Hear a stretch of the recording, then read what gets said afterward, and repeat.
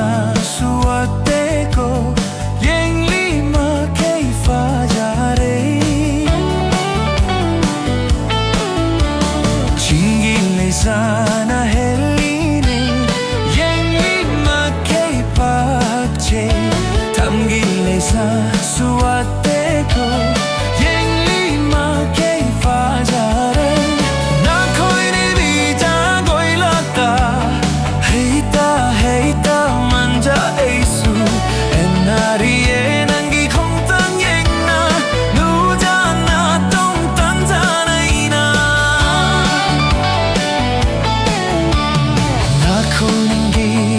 Goi lakta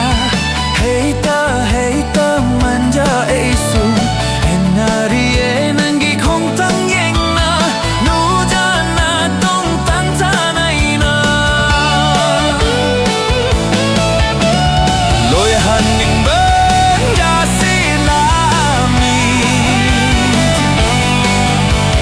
jagoi sathe penna sakhiga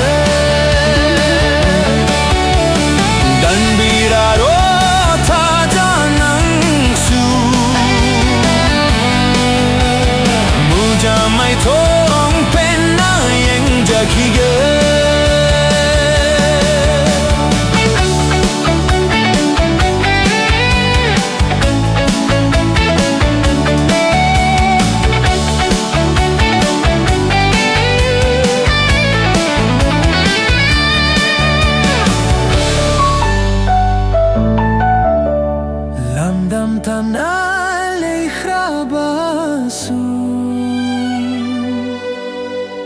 Non tilak ke nanaktada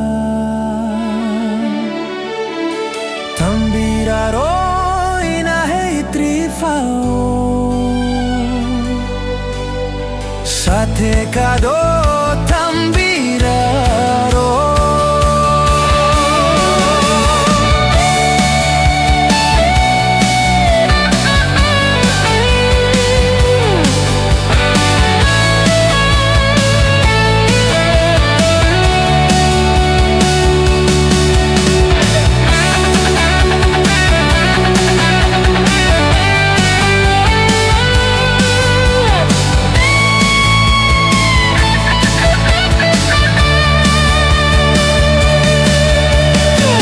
Haning denga silumi Jago esate ek penna sakhiga Dan biraro taja nangsu Muja mei thong penna yeng jakhiga